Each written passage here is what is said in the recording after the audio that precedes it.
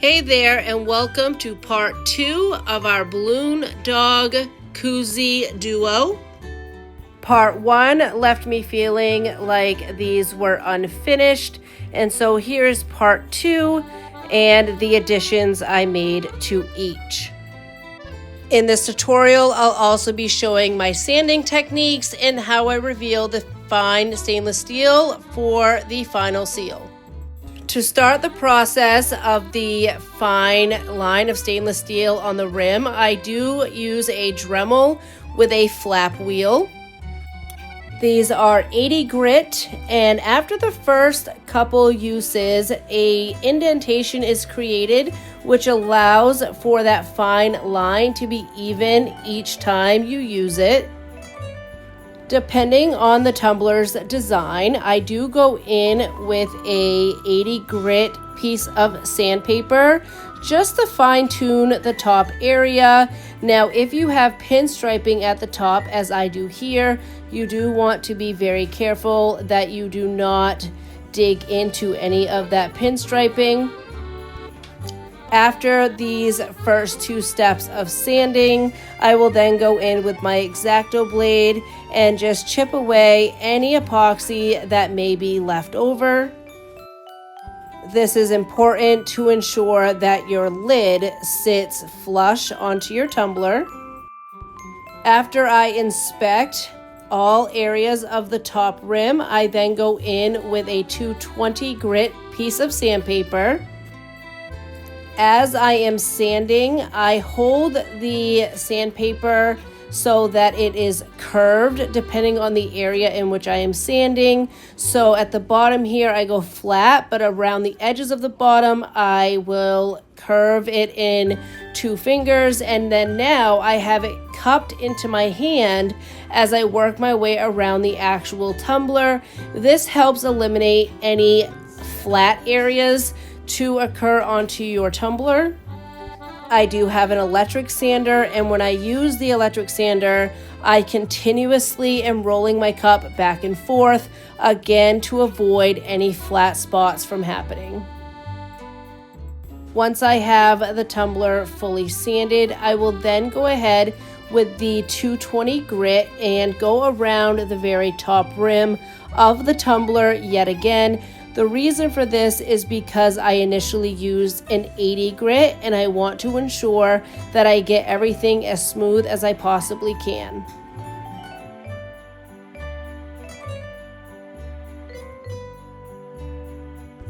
Using alcohol in a continuous spray bottle, I am going to use 2 pieces of paper towel to clean off all of the sanding residue before moving into the next steps. On part 1, after I applied the balloon dog, I realized that where these look very monochromatic and the balloon dog is black, that I needed to add something darker to the bow side, and that's what we're gonna do in this tutorial. To start this off, I recut the stencils for both the pink and the teal Koozie.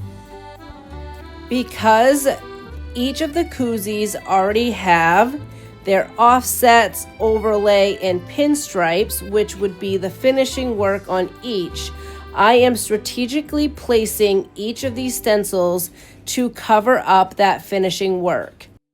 I am doing this so that when I add the next design element, which was technically an afterthought, I am not covering up those finishing pieces.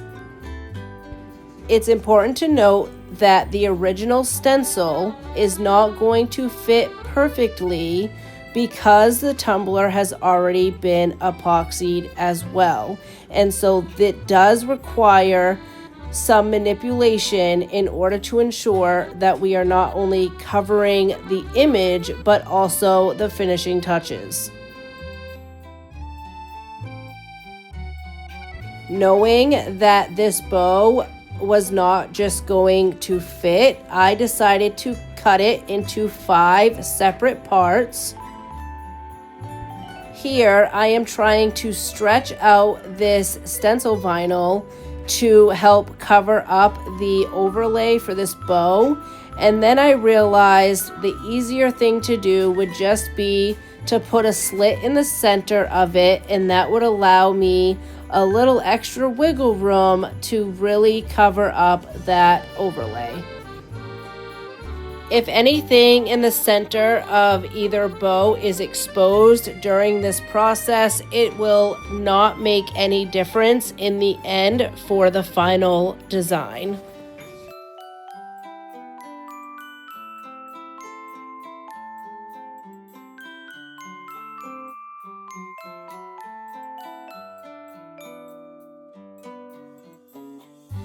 Even though each of these was technically completed, with just a little extra time and finesse, I was able to go in and make what I think is a big change to the final look. And so I hope this shows that if there's something you ever want to add to a tumbler that was initially complete, you can do so with just a little time and patience. Now that I have the stencil down, I'm going in with striping tape to cover up the top and bottom pinstriping. Here's how both koozies look with their stencils on.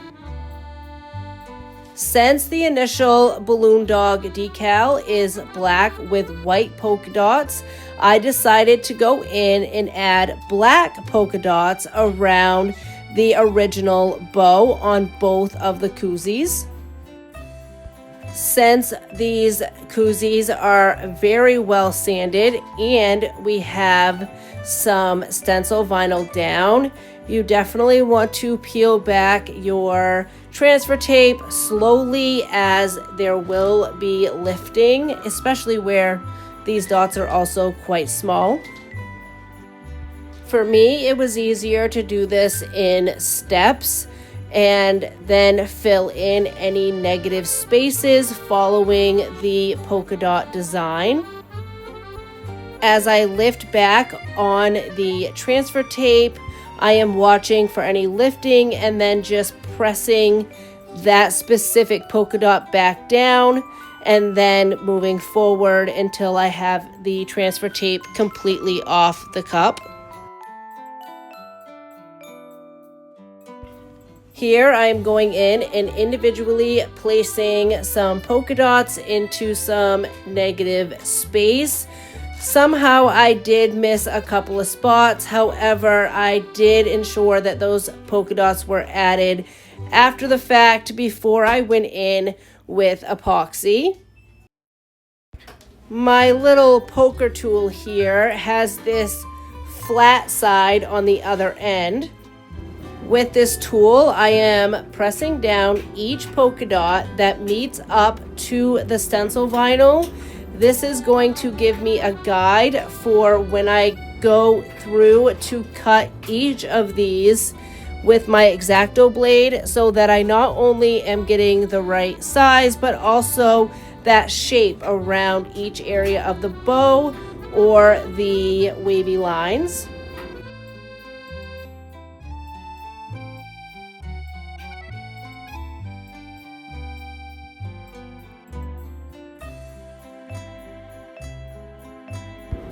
This right here was definitely a slow process, but certainly worth it in the end.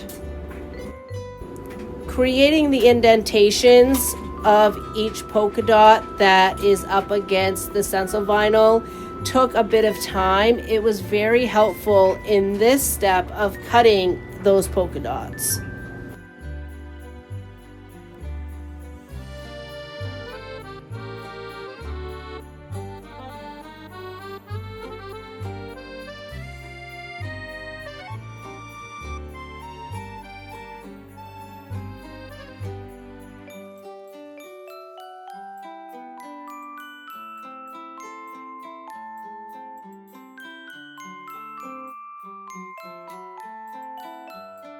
Because we took the time to press down on each of the polka dots and cut them, the half cut polka dots will lift up when you peel off that stencil vinyl.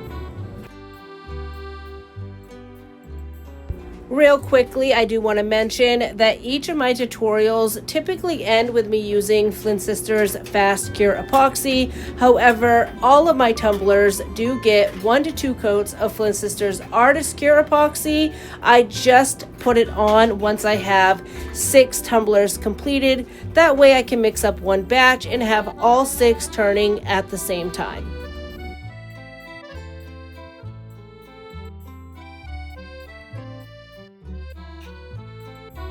This is where I realized that those black polka dots really changed everything and, in my opinion, make the koozies look more complete.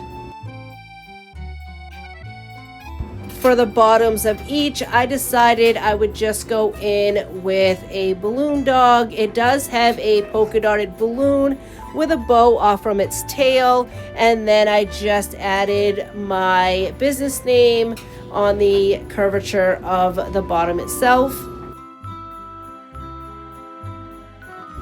Once all vinyl was added to both koozies for their finishing touches in regard to part 2, I did seal with polyacrylic, and then once that was dry, I went in with 15 ml of Flynn Sisters Fast Cure Epoxy on each, and here is the final result.